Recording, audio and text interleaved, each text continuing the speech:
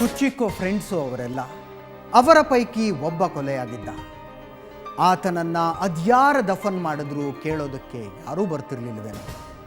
ಒಂದು missing case ಕೂಡ register ಆಗದೆ ಮುಗಿದು ಹೋಗೋ ಸಾಧ್ಯತೆ ತುಂಬ ಇತ್ತು. ಆದರೆ ಹಂತಕರು ಸ್ವತಃ ಸಿಕ್ಕಿಬಿದ್ರು. ಪೊಲೀಸ್ ಕಾನ್ಸ್ಟೇಬಲ್ ಒಬ್ಬನ ಸಮಯ ಪ್ರಜ್ಞೆಯಿಂದ ಸ್ಥಳದಲ್ಲೇ ಕೇಸು ಸಾಲ್ವ್ ಆಗೋ ಹಂಗಾಯಿತು.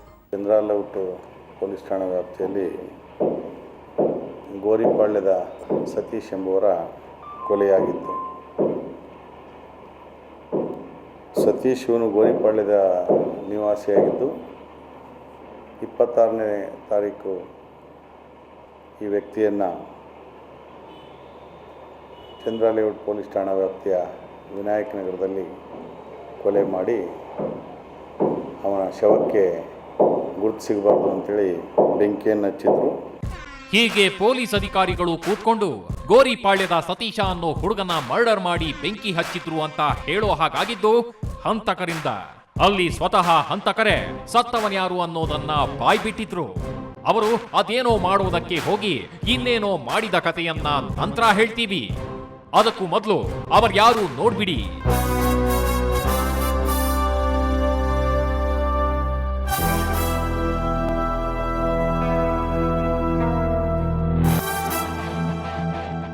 ಇವನು ನಾಗೇಂದ್ರ ಸ್ವಾಮಿ, ಈತ ಯೋಗಾನಂದ, ಮತ್ತೊಬ್ಬ ಶ್ರೀನಿವಾಸ.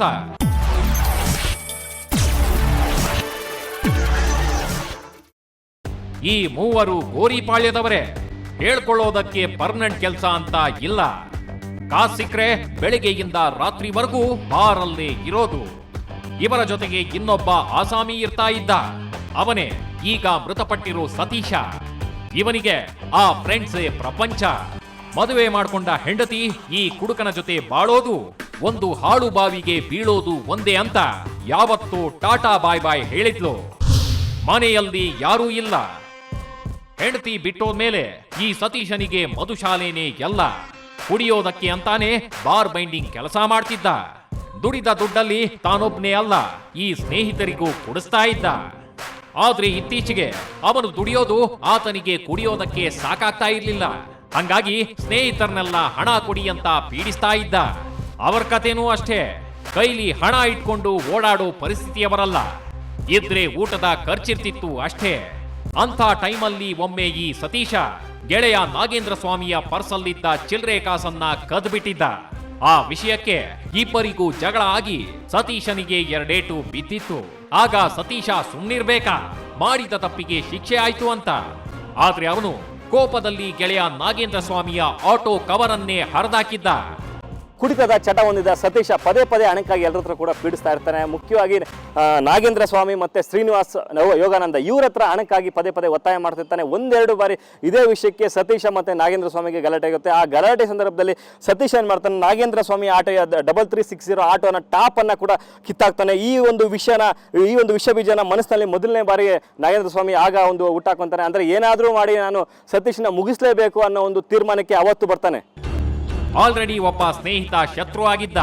ಉಳಿದವನು ಯೋಗಾನಂದ. ಅವನು ಕೂಡ ಸತೀಶನ ಸಹವಾಸ ಸಾಕಪ್ಪ ಅಂತ ಅಂದ್ಕೊಳ್ಳೋದಕ್ಕೆ ಜಾಸ್ತಿ ದಿನ ಹಿಡಿಲಿಲ್ಲ. ಅವರದ್ದು ಒಂದು ರೀತಿಯ ನಗು ಬರಿಸೋ ಜಗಳ. ಈ ಯೋಗಾನಂದನ ತಂಗಿ ಮದುವೆಯಲ್ಲಿ ಸತೀಶ ಕುಡಿದು ಗಲಾಟೆ ಮಾಡಿದ್ದ. ಅದು ಏನ್ ವಿಷಯ ಅಂತೀರಾ? ಆ ಯೋಗಾನಂದ ತಂಗಿ ಮದುವೆಗೆ ಅಂತ ಹೊಲಿಸಿಕೊಂಡ ಹೊಸ ಬಟ್ಟೆ ಸತೀಶನಿಗೆ ಇಷ್ಟ ಆಗಿತ್ತಂತೆ. ಅದನ್ನ ನನಗ್ ಕೊಡುವಂತ ಅವನು ತೊಟ್ಟಿದ್ದ ಬಟ್ಟೆಯನ್ನ ಬಿಚ್ಚೋದಕ್ಕೆ ಹೋಗಿದ್ದ ಆ ಪುಣ್ಯಾತ್ಮ. ಆಗ ಈ ಯೋಗಾನಂದನಿಗೆ ಇವನನ್ನ ದೂರ ಇಡಬೇಕು ಅನ್ಸಿದೆ. ಅಲ್ಲಿಗೆ ಇಬ್ಬರು ಸ್ನೇಹಿತರು ಸತೀಶನ್ನ ದೂರ ಮಾಡಿಕೊಳ್ಳೋ ಪ್ರಯತ್ನ ಮಾಡಿದ್ದಾರೆ. ಆದ್ರೆ ಅವನು ಚಪ್ಲಿ ಗಂಟ್ಕೊಂಡ ಮುಳ್ಳಿನ ಥರ ಬಿಡೋದೇ ಇಲ್ಲ ಅಂತ ನಿಂತಿದ್ದ.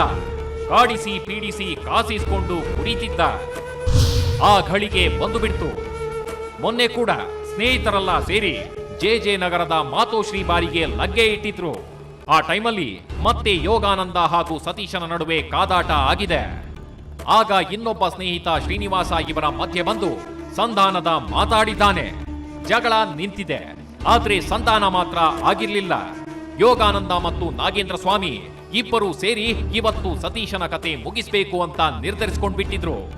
ಹಂಗಾಗಿ ಇವರಿಬ್ಬರು ಸಿಕ್ಕಾಪಟ್ಟೆ ಕುಡಿದಿಲ್ಲ. ಸರಿ ರಾತ್ರಿ ಬಾರ್ ಬಾಗಿಲು ಮುಚ್ಚೋವರೆಗೂ ಸತೀಶನಿಗೆ ಕುಡಿಸಿದ್ದಾರೆ. ಕೊನೆಗೆ ಆಟೋ ಹತ್ತಿ ಅಲ್ಲಿಂದ ಹೊರಟಿದ್ದಾರೆ. ಶ್ರೀನಿವಾಸ ಆಟೋ ಓಡಿಸೋದಕ್ಕೆ ಕುಂತ್ರೆ ಉಳಿದಿಬ್ಬರು ಈ ಸತೀಶನನ್ನ ಕೂರಿಸಿಕೊಂಡು ಹಿಂದೆ ಕೂತ್ರು. ಪಕ್ಕದಲ್ಲಿ ಕೂತಿದ್ದ ಸ್ನೇಹಿತರ ಮನಸ್ಸಿನ ಇಂಗಿತವನ್ನ ಅರ್ಥ ಮಾಡ್ಕೊಳ್ದೆ ಸತೀಶ ಮತ್ತಲ್ಲಿ ತೇಲ್ತಾ ಇದ್ದ.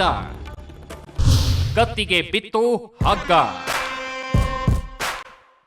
ಬಾರಿಂದ ಆಟೋ ಹತ್ತಿ ಹೊರಟವರು ಚಂದ್ರ ಲೇಔಟ್ ಕಡೆ ಬಂದಿದ್ದಾರೆ. ಅಲ್ಲಿಂದ ವಿನಾಯಕ ಲೇಔಟ್ ಕಡೆಯ ಈ ಖಾಲಿ ಜಾಗದ ಹತ್ರ ಆಟೋ ಹೋಗ್ತಾ ಇದ್ದ ಹಾಗೆ ನಾಗೇಂದ್ರ ಸ್ವಾಮಿ ಒಮ್ಮೆಲೆ ಹಗ್ಗ ಕೈಗೆ ತಗೊಂಡು ಸತೀಶನ ಕತ್ತಿಗೆ ಹಾಕಿ ಎಳೆದಿದ್ದ. ಆದ್ರೆ ಅಷ್ಟರಲ್ಲೆಲ್ಲ ಸಾಯೋ ಮನುಷ್ಯನ ಅವನು.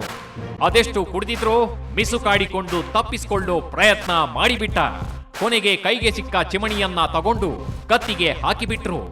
ಆಗ ಒದ್ದಾಡ್ತಾ ಆಟೋದಿಂದ ಕೆಳಗೆ ಬಿದ್ದ ಸತೀಶನ ಮೇಲೆ ಮತ್ತೆ ಇರಿಯಲಾಗಿದೆ.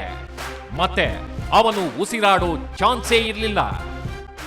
ಜಯನಗರದ ಮಾತೃಶ್ರೀ ಬಾರ್ಲಿ 4 ಜನ ಕೂಡ ಕುಡಿತಾರೆ. ಕುಡಿದ ಬಳಿಕ ಆಟೋವನ್ನು ಶ್ರೀನಿವಾಸ ಓಡಿಸ್ತಾ ಇರ್ತಾನೆ. ಆತನ ಹಿಂಭಾಗ ಅಂದರೆ ಮಧ್ಯಭಾಗದಲ್ಲಿ ಸತೀಶನ ಕುಂಟಿಸ್ಕೊಂಡಿರ್ತಾರೆ. ಎಡಭಾಗದಲ್ಲಿ ನಾಗೇಂದ್ರ ಸ್ವಾಮಿ ಇರ್ತಾನೆ, ಮತ್ತೊಂದು ಭಾಗದಲ್ಲಿ ಯೋಗಾನಂದ ಇರ್ತಾನೆ. ವಿನಾಯಕ ಲೇಔಟ್ ಹತ್ರ ಬರ್ತಿದ್ದ ಸಂದರ್ಭದಲ್ಲಿ ಮೊದಲಿಗೆ ಇಬ್ಬರು ಕೂಡ ಸತೀಶನ ಮೇಲೆರಿಗೆ ಬೀಳ್ತಾರೆ. ಅಂದರೆ ಯೋಗಾನಂದ ಮತ್ತು ನಾಗೇಂದ್ರ ಸ್ವಾಮಿ ಇಬ್ಬರು ಕೂಡ ಸತೀಶನ ಮೇಲೆರಿಗೆ ಬೀಳ್ತಾರೆ. ಮೊದಲಿಗೆ ಒಂದು ಹಗ್ಗದಿಂದ ಆತನ ಕುತ್ತಿಗೆಯನ್ನು ಬಿಗಿತಾರೆ. ಕುತ್ತಿಗೆಯನ್ನು ಬಿಗಿದ ಸಂದರ್ಭದಲ್ಲಿ ಆತ ಒದ್ದಾಡ್ತಿದ್ದ ಸಂದರ್ಭದಲ್ಲಿ ನಾಗೇಂದ್ರ ಸ್ವಾಮಿ ಆತನ ಕೈಯಲ್ಲಿದ್ದ ಒಂದು ಚಿಮಣಿಯಿಂದ ಆತನ ಮೇಲೆ 3 ಬಾರಿ ಇರ್ತಾನೆ. ಇರಿದ ಸಂದರ್ಭದಲ್ಲಿ ಆತ ಕೆಳಗಡೆ ಕುಸಿದು ತಕ್ಷಣವೇ ಪ್ರಾಣವನ್ನು ಬಿಡ್ತಾನೆ.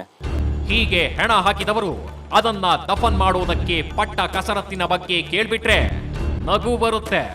ಅದಕ್ಕಿಂತಲೂ ಕಾಮಿಡಿ ಅನ್ಸೋದು ಎಲ್ಲ ಮಾಡಿ ಮುಗಿಸಿ ಪೊಲೀಸರ ಹತ್ರ ಬಂದು ಸಿಕ್ಕಾಕೋತಾರಲ್ಲ ಆವಾಗ. ಯಾರೇ ಸತ್ತಿರಲಿ ಅದನ್ನ ಕಾಮಿಡಿ ಥರ ನೋಡಿದ್ರೆ ಮನುಷ್ಯತ್ವ ಅನ್ನಿಸ್ಕೊಳ್ಳೋದಿಲ್ಲ. ಆದರೆ ಇಂಥವರಿಂದ ಕಾಮಿಡಿ ಮಾಡೋದೇ ಬೇಕಾಗಿಲ್ಲ. ಅದು ತನ್ನಷ್ಟಕ್ಕೆ ತಾನೇ ಸೃಷ್ಟಿಯಾಗ್ಬಿಡುತ್ತೆ. ರಾತ್ರೋರಾತ್ರಿ ಮರ್ಡರ್ ಮಾಡಿ ಅಲ್ಲಿಂದ ಕಾಲ್ಕಿತ್ತವರು ಮರುದಿನ ಪೊಲೀಸರ ಕೈಗೆ ಸಿಕ್ಕಿಬಿದ್ದ ಕಥೆ ಇದೆಯಲ್ಲ, ಅದು ನಿಜಕ್ಕೂ ನಗು ಬರಿಸುತ್ತೆ. ಆ ಡಿಫ್ರೆಂಟ್ ಸ್ಟೋರಿನ ನೋಡೋದಕ್ಕಿಂತ ಮುಂಚೆ ಇನ್ನೊಂದು ಸಣ್ಣ ಬ್ರೇಕ್.